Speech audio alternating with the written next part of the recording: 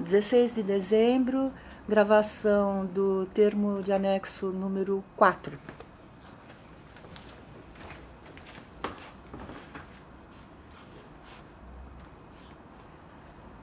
Sr. Carlos, o anexo número 4 trata de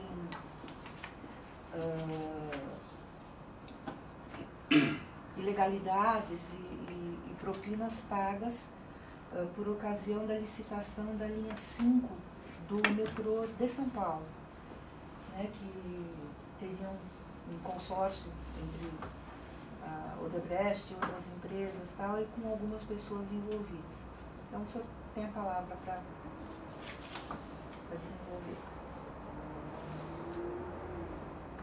A licitação da linha 5 da Companhia do Metropolitano de São Paulo, ela teve início em fevereiro de 2009 e foi desenvolvida em duas etapas.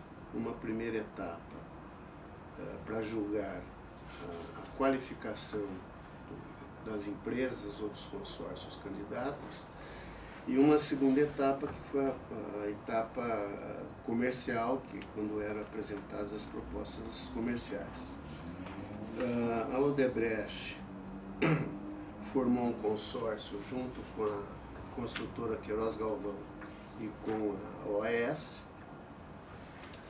para participar de todos os lotes objeto da licitação. Se não me falha a memória, eram 8.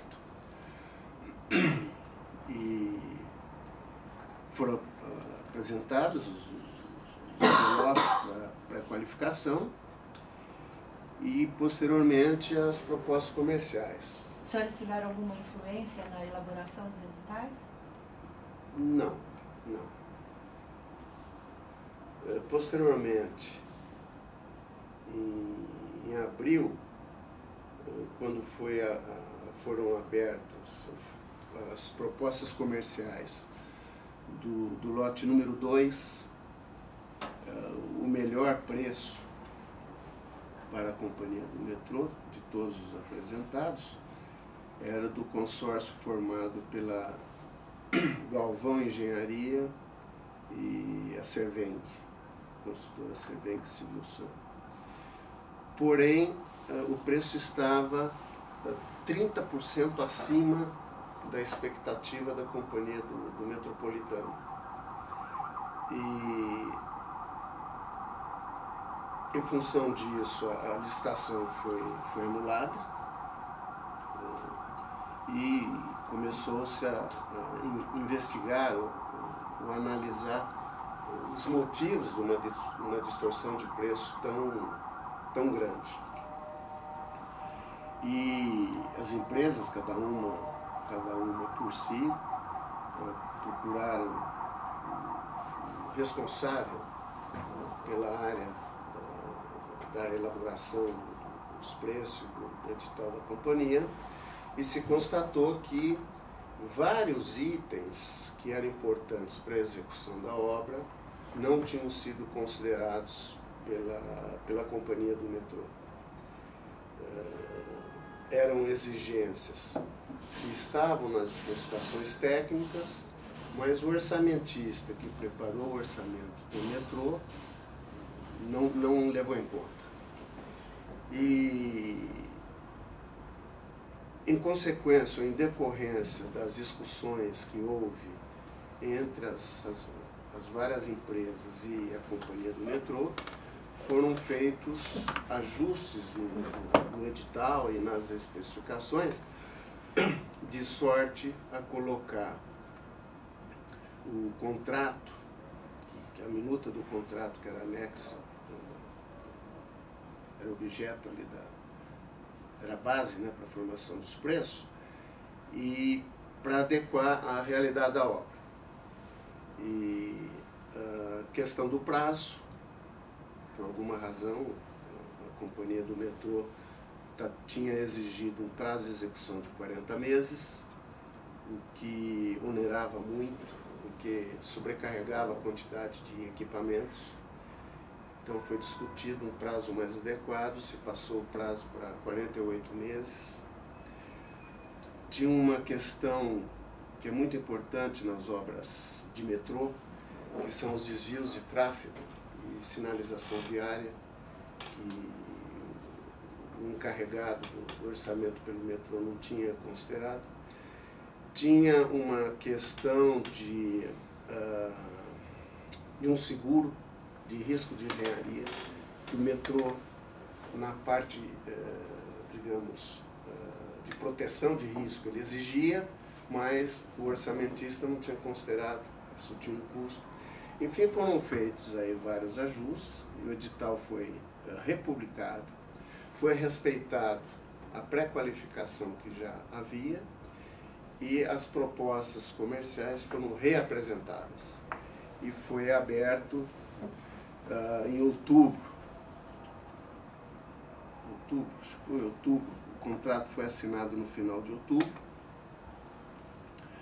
E após a assinatura do contrato, os representantes do nosso consórcio, que no nosso caso, no meu caso, era o Celso Rodrigues, e também os representantes individuais de cada uma das empresas, o OAS Queiroz Galvão, esses representantes foram procurados pelo engenheiro Brasil, que era o responsável pela coordenação desse processo do metrô. Esse canto, só interromper um pouquinho, esse contato com o Sérgio Brasil já havia antes, né? Quando começou essas questões com o edital... Era ele o responsável o contato do senhor e as outras empresas com o Sérgio Brasil começou, nesse caso aqui, desde o primeiro momento em que foi detectar as dificuldades no edital, foi isso? Sim, sim. Os diálogos foram com ele e com sua equipe. Ele era o responsável técnico ou responsável também pelo orçamento ou só pelo futuro? Não, se não me falha a memória, ele era o gerente de compras do metrô. Era uma função... Era o líder do processo licitatório. Né? E quantas reuniões ocorreram? Você recorda? Não, porque eu não participava, eu tinha vagas notícias, as reuniões eram feitas entre os técnicos e o diretor de contrato. Algum subordinado seu participava? O Celso Rodrigues. Só o Celso Rodrigues? Só o Celso Rodrigues. Celso Rodrigues e, eventualmente, algum outro engenheiro técnico. Né? Discutir prazo, por exemplo, é uma coisa muito, muito técnica. Né? Mas o fato é que, depois de assinado o contrato... Com esses ajustes no edital. Com o edital ajustado e tal, o Sérgio Brasil procurou cada um dos representantes das empresas individualmente e pleiteou 0,5% de comissão de cada medição mensal que ocorresse no transcurso da obra. Isso significa, em dinheiro, para ter uma noção? Era um contrato de aproximadamente 1 bilhão, 0,5%, vamos fazer a conta. 5 milhões, acho que era isso. 5 milhões ao longo dos 48 meses, de cada leitura mensal. E o que foi intrigante e desconcertante é que nunca esse assunto havia sido tratado, nunca se havia mencionado, e veio à tona depois que o contrato estava assinado. E o Sérgio Brasil, naquela época, já tinha sido promovido a diretor do metrô, ele tinha uma posição até mais importante, mais forte, e ele argumentou que ele que tinha sido responsável pelos ajustes, e aqueles ajustes tinham sido importantes, e que é o que ia dar rentabilidade para o contrato, é o que viabilizou a obra, tá? Aquela coisa de quem está querendo vender um serviço. Essa ajuda, esse pedido, ele foi feito pessoalmente para vocês, para o senhor? Não, para mim não. Ele fez... No caso do Odebrecht, ele fez para quem? Para o Celso Rodrigues. Que passou para você. E o Celso daí me procurou, que estava acontecendo, me relatou que os representantes das outras duas empresas também tinham sido contactados com o mesmo pleito. Ele queria 0,5% de cada empresa. Isso? Não. Porque era 0,5% de cada medição. Uma medição que era entre as... Que era 33% cada um. Agora, deixa eu só detalhar um pouquinho melhor esse pedido. Ele foi feito em nome do Sérgio Rodrigues, do Sérgio Brasil, foi feito para fins de campanha eleitoral, foi fim para governo, como é que colocaram? Um pedido para ele. Pessoal. Não foi... não houve uma olha para a futura campanha, eu tenho que ajudar esse. E ele era ligado a algum partido, era filiado, ou afiliado, né, de alguém? Bom, a gente nunca sabe, né? Mesmo porque, pode ser, porque nessas empresas sempre tem algum padrinho, né? Mas ele era funcionário de carreira. Eu me recordo, você se lembra do meu histórico, que eu disse que eu comecei minha carreira no metrô de São Paulo. Exato. E quando eu trabalhei no metrô, até 79, 73, 74. Você conhecia o Sérgio Brasil? Então, quando eu trabalhei no metrô, ele já trabalhava no metrô. Ele já trabalhava. Ele trabalhava na área de materiais, alguma coisa assim. Era um engenheiro, né? Então, ele foi um funcionário de carreira do metrô. Sim, mas de vez em quando você tem um funcionário de carreira, ou mesmo um funcionário de uma determinada empresa chave no negócio das empreiteiras, vamos dizer assim, na atividade, que você sabe que aquela pessoa é ligada a um determinado político. No caso do Sérgio Brasil... Eu não sabia. Eu não sabia. Ressalve-se, né? Eu estava recém retornando, então meu network de Brasil era uma coisa muito pequena, muito pequena. Mas eu até poderia ter sabido, mas não sei. Realmente, se ele era apadrinhado de alguém ou foi apadrinhado de alguém. O Sérgio Brasil continua no metrô em São Paulo, você sabe? Não sei, mas desconfio que sim. Se ele não saiu num desses planos de demissão voluntária que o metrô tem feito recentemente, deve estar lá ainda. O senhor disse que por ocasião desse pleito, dessa propina de 5%, que seria... 0,5%, aliás. 5%. 5%. Ia dar uma briga tremenda. É que 0,5% ao longo ao longo dos 48 meses, o Sérgio ele já não era mais um gerente de compras, mas ele era diretor do metrô. Com o contrato já assinado, quando ele fez esse pleito, ele já era diretor do metrô. E as empresas concordaram, os senhores concordaram? Então, Os senhores se reuniram para discutir essa proposta? Sim. Só na linha do que perguntou o doutor Janice, ele usava essa situação, ele usou especificamente nesse fato, o fato de ter sido alçado à condição de diretor, quer dizer, com mais poder dentro da empresa, para fazer o pedido? Você acha que não? Ele não conversou comigo, mas tenho entendido que não. Porque mesmo na posição anterior, ele tinha bastante poder, muito poder. E ele chegou a fazer alguma retaliação, ameaça de retaliação explícita, ou era tudo subentendido que ele poderia dificultar a vida das empresas? Não tenho notícia que ele tenha feito alguma ameaça explícita. Ele simplesmente chegou, pediu e pronto. Não, ele ou exigiu.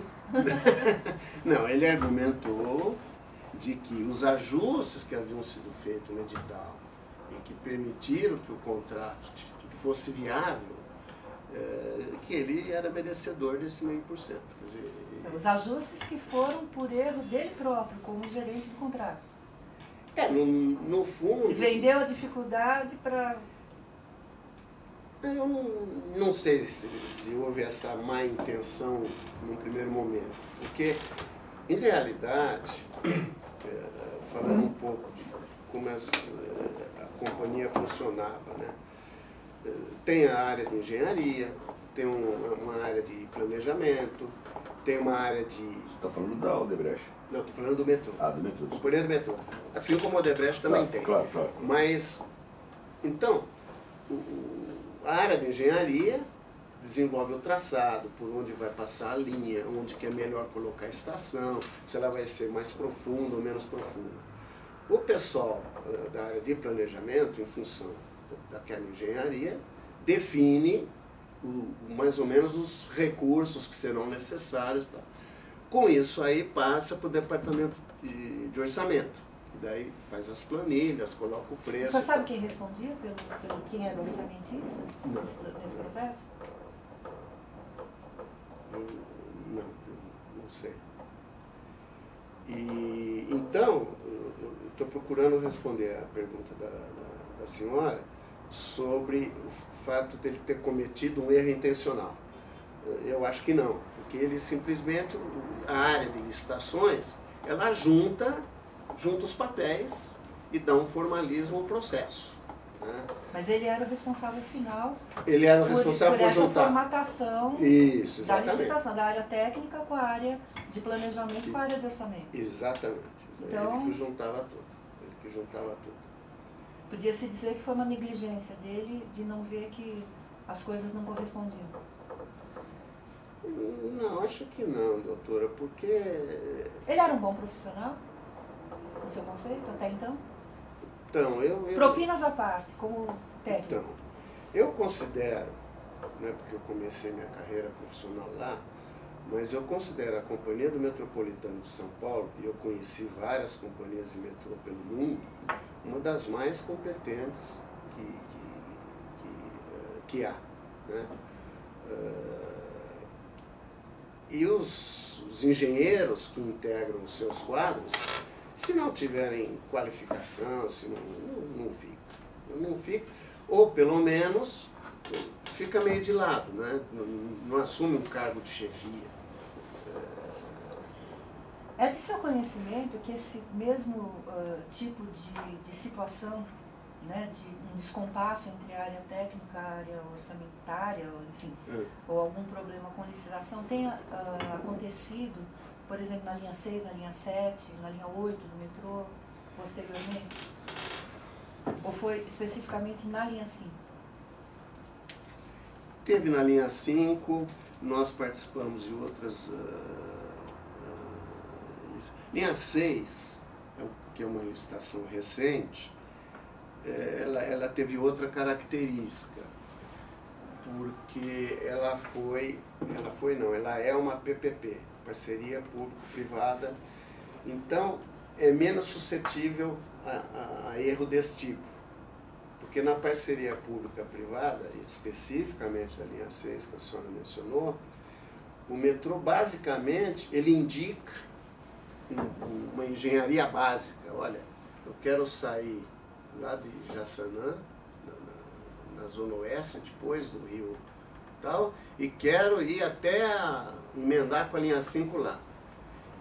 E o privado é que tem que daí fazer o detalhamento de tudo e dar um preço fechado. Então é menos as parcerias públicas-privadas, onde o Estado faz apenas o projeto básico, é menos suscetível a erros. Por isso até que estão optando agora tenho percebido, de fazer as contratações dessa maneira. Bom, mas voltando ao assunto, os senhores chegaram das empresas a sentar e discutir essa solicitação de propina do Celso Brasil? Então, o Celso Rodrigues me trouxe o assunto, eu recomendei a ele, porque especialmente o diretor de contrato, que é mais técnico, ele fica quase que revoltado com uma situação dessa. Porque era uma coisa que não estava previsto no nosso preço, ia diminuir o nosso resultado, enfim. Mas era um contrato importante para as companhias, eu orientei o Celso no sentido de que ele percebesse o que é que estava acontecendo em relação aos outros. Porque afinal eram 8 lotes. Será que ele está pedindo só para nós? O que está acontecendo nos outros? E passado alguns dias, nos reunimos e ele informou que o pedido tinha ocorrido para todos os consórcios, em todos os lotes, e que inclusive já haviam aceitado. 0,5% de cada um dos 8 lotes. De cada um. Quem teve contato, seu Carlos, nas outras empresas? O Celso Rodrigues. Mas o Celso Rodrigues teve contato com quem? Com os pares dele. Com os pares dele. Você não sabe quem são essas pessoas? Não sei. Dentro do nosso consórcio, eu sei porque acho que era o Mário Bianchini, na Queiroz Galvão.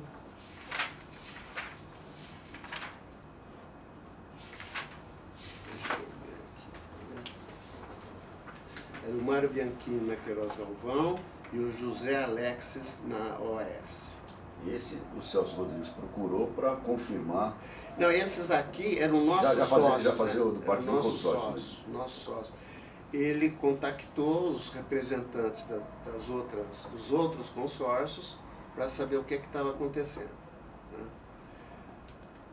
E quantos lotes eram mesmo? 8 lotes. E em todos eles havia o mesmo pedido? O mesmo pedido igual. Então ele levaria 4% do valor da obra? Não, era 0,5%, só que 0,5% de um então, volume maior. De cada lote. Né? Mas era sempre 0,5%. Só que em vez de ser sobre 1 bilhão, que era o valor do nosso contrato, sei lá quanto valia aquela linha, 3 bilhões, era 0,5% sobre 3 bilhões. Só que Mas esses valores todos, seu Carlos, com aquela ideia de que é um pedido individual? Sim, eu penso que sim. Só que nós não concordamos. Nós analisamos bastante e daí nos reunimos internamente e decidimos que o Celso e os outros representantes das empresas tinham que sentar com o Senhor Brasil e negociar isso, renegociar, porque era um pedido intempestivo. Quando o senhor disse que se reuniu internamente, era na Odebrecht apenas? No consórcio. Internamente, eu digo, as 3 então empresas. Então era com o Bianchini... Isso, com os representantes dos e o Pedro Alexis? Acho que é José Alexis. Você participou dessas reuniões? Dessa reunião decisória, sim. E foi aonde essa reunião? Que eu me recorde foi no escritório do consórcio. Quando existe um consórcio institucional, os sócios exigem, né, que as reuniões sejam feitas no escritório do consórcio e não em algum outro escritório. E no caso da linha 5, era onde esse escritório? Você lembra? Era ali para o lado da Ana Rosa. É onde é até hoje, porque essa obra ainda não terminou. É no mesmo local onde foi instalado. Vocês, na verdade, não aceitaram o valor imposto pelo... Vocês não aceitaram pagar ou não aceitaram pagar aquele valor? Não aceitamos pagar aquele valor e estabelecemos que seria 0,25, a metade. Foi o que foi acertado. E não foi considerado não pagar nada? Então, chegou-se a pensar nessa possibilidade, mas era um risco muito grande. Em que sentido? No sentido de que ele que aprovava medições, ele que ia negociar preços novos que houvesse no contrato, desvios do contrato, porque um contrato de obra enterrada, especialmente de obras enterradas, os desvios de projeto e a necessidade de fazer rediscussões de engenharia e de prazo ao longo do contrato, isso é certeiro. Esse contrato deve estar, eu não sei ao certo, deve estar com uns 4 aditivos. né, por desvios de projeto. Essa questão empodera a pessoa que é responsável pela obra, por parte do metrô, o fato de você sempre ter que fazer alguns ajustes? Olha, empodera no sentido, torna ele mais vital para o negócio, o responsável pela obra? Então, o fiscal em qualquer circunstância, ele é sempre vital para o contrato. Em toda modalidade de contrato, seja contrato por administração, por preço unitário, por preço global. Um fiscal, se quiser criar caso, cria, como disse a doutora há pouco, e muitos o fazem já às vezes com segunda intenção, né? Criar uma dificuldade e tal. Mas no caso, o contrato estava assinado e a gente acabou, digamos, encaminhando para essa solução aí. Quando você fala que diante de um desvio na obra, principalmente em obra enterrada, o senhor está se referindo a desvio técnico. Desvio técnico. Tipo assim, vamos cavar o túnel, tem uma pedra no meio do túnel, alguma coisa assim? Isso, tem uma rocha, por exemplo, a senhora disse pedra. Então, mas está certo, está certo. Nossa, isso é um desastre. Obra com shield é um desastre, porque o shield é o tatuzão, é aquela máquina, né? E você compra a máquina em função da geologia do local. Então, você compra para escavar argila, por exemplo, né? Se aparece uma pedra, é um desastre total. Você tem que parar a máquina. E às vezes acontece, né? Aqui no caso não aconteceu, mas às vezes acontece. Daí tem que parar a máquina, tem que afastar, daí tem que entrar com o britador, porque a máquina não vai ter capacidade de cortar pedra. Ela não foi especificada para aquilo. É esse tipo de desvio que eu me refiro. Sim. E no caso hipoteticamente, se num caso desse, por exemplo, de desvio e tal, se os senhores não resolvessem, por exemplo, não colaborar, digamos assim, com ele, o que ele poderia fazer? Paralisar a obra? Bom, a obra não estava ainda mobilizada, né? Mas poderia criar vários problemas. E exigências, muitas exigências. Em qualquer obra, a fiscalização, ela pode criar muitos casos. Carlos, falando na obra do metrô aqui, é muito comum, faz parte do jogo, no caso da obra do metrô aqui, especialmente do metropolitano aqui de São Paulo, que nós estamos tratando, o pedido de propina. Faz parte da forma de ser desse trabalho? Então, eu não posso... estaria cometendo uma injustiça se eu generalizasse, mas o ponto objetivo e focal é que nesse caso houve, eu participei, eu fui demandado a tomar uma decisão, e em outros casos eu não posso generalizar. Nem de ouvir dizer. Nem de ouvir dizer. E olha, é um assunto delicado, Em outros lugares se fala muito, se ouve muito, mas a Companhia do Metrô sempre foi uma companhia muito séria. E, tecnicamente, no seu compromisso de entrega, na sua prestação de serviço, eu tenho notícia que, em termos de quantidade de passageiros transportados por extensão de metrô, é o mais eficaz do mundo. Transporta uma quantidade de pessoas semelhante ao metrô de Paris, só que o metrô de Paris ele tem, sei lá, uns 300 quilômetros, muito mais. Mas eu estou voltando aqui para a nossa propina, aqui, desse caso aqui, da linha que nós estamos tratando. Aí reduziu-se, então, vocês chegaram a a um valor de 0,25% de cada medição. Isso foi passado para o Sérgio Brasil?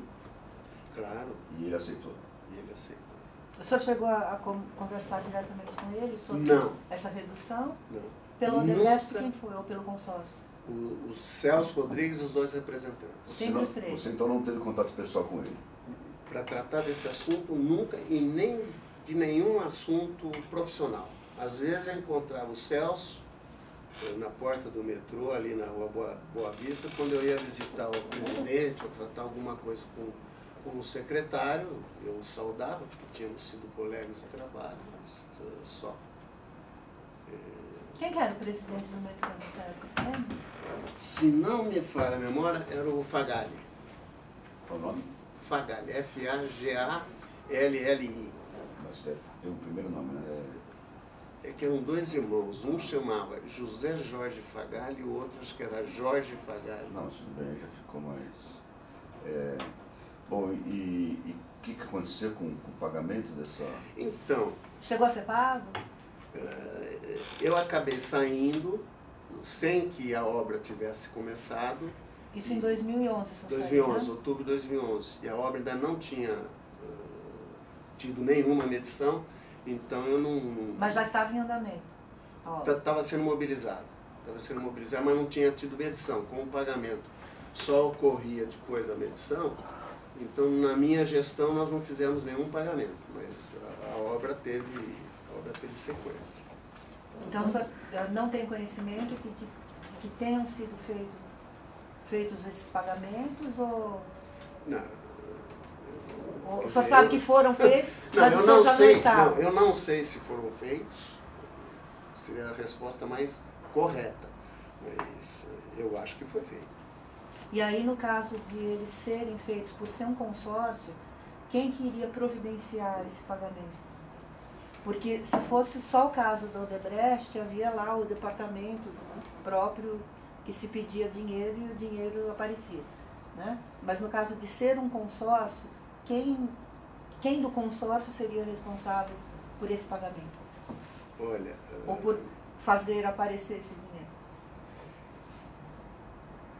No caso aí, eu tenho quase certeza que cada empresa se responsabilizava da sua parte. Porque, de novo, eu volto ao que eu comentei outro dia.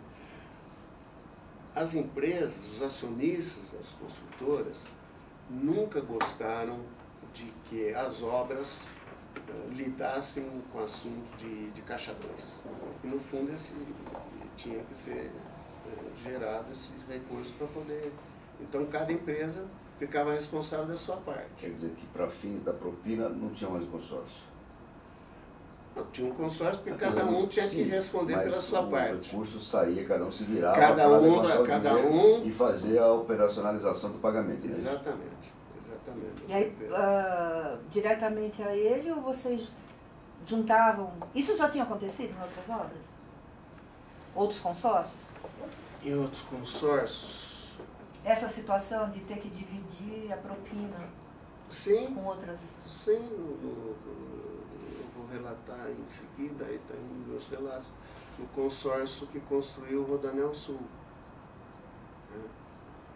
De cada companhia que respondia pela sua parte, exatamente por causa disso, para que a contabilidade da obra e a própria obra, os próprios engenheiros da obra, não ficassem contaminados com esse assunto de caixa 2.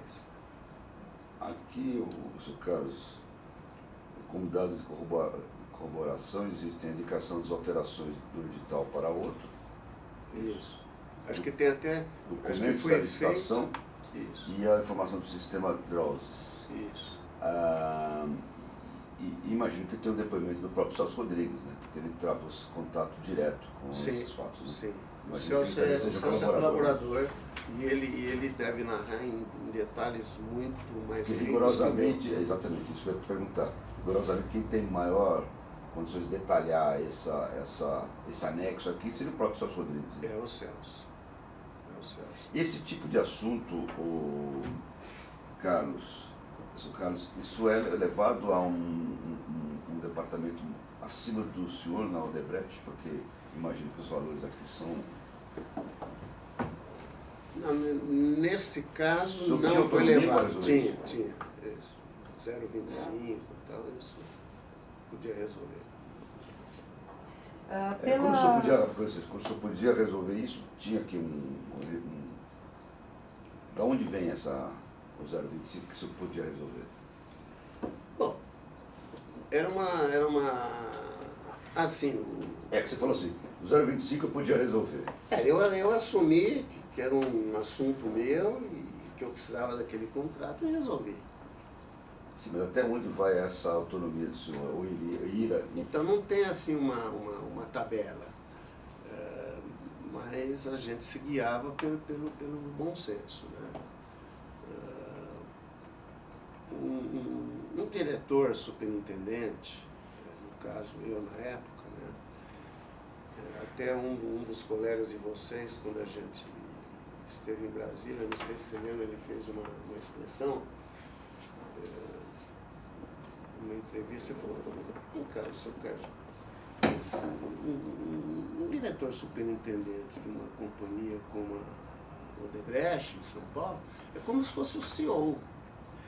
E, na verdade, era isso.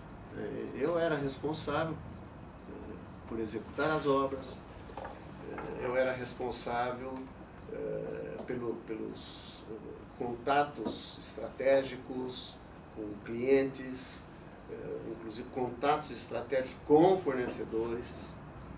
Às vezes tinha um problema de um fornecedor importante para um determinado contrato que não estava cumprindo a entrega, eu tinha que intervir.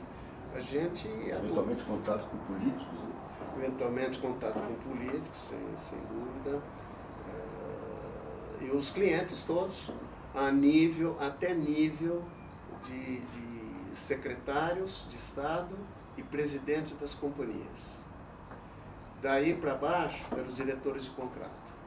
Em cada empresa tinha um diretor de contrato que era responsável por conhecer a empresa e por fazer os trâmites. Nesse caso específico da linha 5, o senhor chegou a ter contato, então, seguindo essa hierarquia, em algum superior do Sérgio Brasil? Para conversar sobre esse tema, não. Não? O superior nem sabia. Quem que era o superior dele? Era o diretor, o presidente? Então, não, o superior dele, quando ele era gerente, era o diretor. Que eu não me lembro nem quem Pois era. ele mesmo virou superior dele. E depois ele virou diretor e ele se reportava ao presidente. Que era o Fagari. Que, se não me falha a memória, era o Fagari, mas com certeza não sabia desse assunto. Esse é um assunto pessoal. Se o caso aí... Desculpa, ou com uma hipótese que o Dr. Pedro levantou antes, que tem uma certa lógica, com algum padrinho. Né? Mas eu também não tenho notícia. Mas o presidente não sabia. Só para entender um pouquinho como funcionava a empresa do senhor. O senhor disse então que o senhor, até respondendo um questionamento do colega lá de Brasília, o senhor era bastante empoderado aqui pelo fato de ser um DS numa cidade, um estado como São Paulo, né? Obviamente as obras mais significativas. Mas nessa questão que nós estamos tratando, até que teria assim, um ponto em que o senhor não teria autonomia para resolver? Tipo assim, aqui nós falamos inicialmente em 0,5, né? Que foi o primeiro, falando aqui não aceito. Vocês não aceitaram, né? Vocês não precisam nem, os senhores não precisaram nem comunicar ou deliberar com alguém. Não. Mas haveria um patamar que, se fosse maior, vocês teriam que... Cada um... É uma questão de acho que... Porque essa negociação foi conduzida só pelo senhor mesmo. Quer dizer, o senhor recebeu lá do seu liderado, olha, é isso, falou, olha, é muito dinheiro, isso aqui não vai dar certo. Pelo senhor e os outros das outras do consórcio, né? Na verdade, o papel da gente foi mais de orientar a negociação. Se alguma das outras duas empresas, a OAS e a Queiroz Galvão, não tivesse concordado em pagar nada, o que teria acontecido? Não se pagaria nada. Então a decisão foi unânime? Foi unânime. Todas as decisões desse tipo de consórcio, são por unanimidade. E pela sua experiência, esse percentual, ou esses valores, estavam dentro de uma média, digamos assim, das propinas que eram cobradas em outras obras?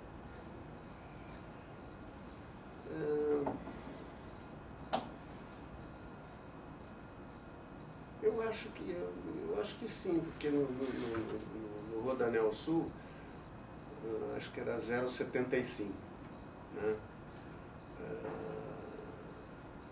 Acho que estava dentro do padrão de propina, mais ou menos. O senhor diz aqui que não sabe se foi pago efetivamente essa propina, é isso? Não, na minha gestão nós não pagamos nada porque não teve medições. Mas depois o senhor comprovou que se foi pago, ficou sabendo? Eu fiquei sabendo que houve pagamentos. Houve pagamento, mas detalhes desse pagamento não tem conhecimento? Não, tem no Drauzio, né? E o próprio Celso deve ter juntado alguma coisa, mas no Drauzio tem. Então se tem no Drauzio, houve pagamento, né? Então, mas foram posteriores. Posteriores à saída dele. Posteriores à saída. Então, o que acontece? Vamos lá. Eu saí daqui e fui para um outro projeto. Você foi lá para o Rio? Fui lá para o Rio. Fazer outra coisa e tal. Virei a página. Quando eu saí, pediram meu computador de volta, porque eu fui para outra empresa, eu não fiquei dentro da CNO, eu fui para a Odebrecht Realizações, fiquei lá um dia e fui logo para um consórcio, da Ilha Pura. Daí devolvi meu computador, virei a página, outro negócio. Nunca mais soube o que aconteceu. E nunca mais tive notícia, não estou sendo hipócrita de maneira nenhuma, eu não queria nem saber. Agora, quando nós tivemos que juntar as coisas, que eu fui lá no Drauzio para montar as provas e tal, daí eu vi. Linha 5 e tal. O senhor teve algum contato, ainda que esporádico, por outro motivo, com o Sérgio Brasil, depois disso? Não. Nunca mais o viu? Nunca mais o vi. Aquela história, às vezes a gente acaba desenvolvendo alguma relação mais próxima com esse ou com aquele diretor. Aqui em São Paulo não houve isso, porque para desenvolver esse tipo de relação com o cliente, eu acho que tem que haver empatia e tem que ter alguma coisa que nos aproxime, né, que aproxime o diretor de mim. Ocorreu isso, por exemplo, em Portugal, que agora há pouco eu acabei de receber, que eu estava vendo no celular, um cartão de Feliz Natal de um diretor de uma empresa lá de Portugal, que a gente criou uma certa empatia. Mas aqui em São Paulo não ficou nada, realmente não ficou nada.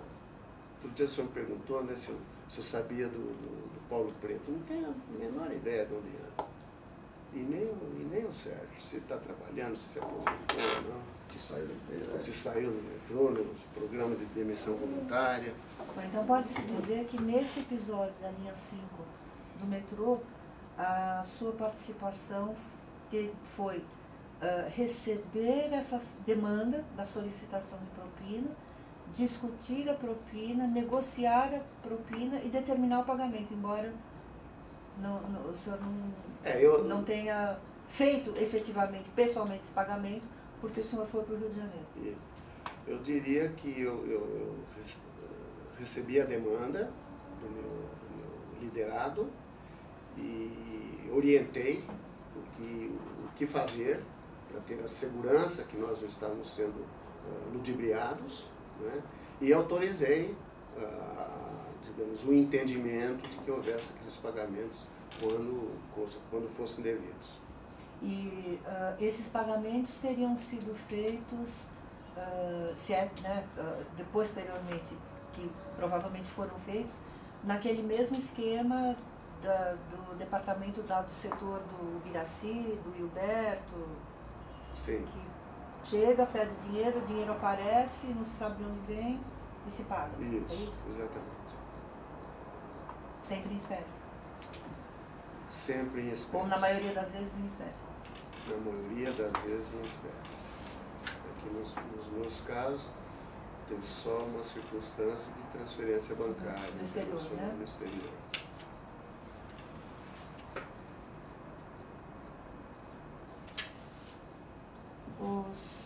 autores têm alguma observação a fazer? Só quer acrescentar alguma coisa? Sr. Carlos, já ficou, acho que, bastante subentendido aqui, mas, de qualquer maneira, o Celso Rodrigues, que o senhor mencionou, era o diretor do contrato. Era o diretor do contrato. E depois da sua saída, ele prosseguiu como DC nesse contrato. Prosseguiu por mais um tempo, eu não sei quanto tempo. Ok. Outra informação, por favor. Não, é que depois da minha saída veio um diretor, um novo diretor. Assim, quem o substituiu quando só foi para o Rio de Janeiro? Foi o Walter Lana. Walter Lana, que foi o meu substituto e também é colaborador dele também. O senhor mencionou sobre a tomada de decisão de reduzir de 0,5% para 0,25%. O senhor já havia mencionado que havia solicitado ao Celso Rodrigues verificar se isso acontecia só com o consórcio, quando o Odebrecht integrava, ou com outros também. O senhor sabe, teve a informação sobre se a redução de 0,5% para 0,25% se aplicou a outros, ou se os outros já haviam topado o pedido tal como foi feito? Se é que o senhor teve notícia disso? Os outros lotes, né? Os outros lotes. Não tive notícia disso, Dr. Tafarella, mas eu acredito que possam haver concordado com 0,5% os consórcios menores, empresas menores, que são mais vulneráveis, né, Ao poder do do fiscal. Eu estou satisfeito. Ok? Então encerramos a gravação do termo de colaboração número 5 aos 47 segundos.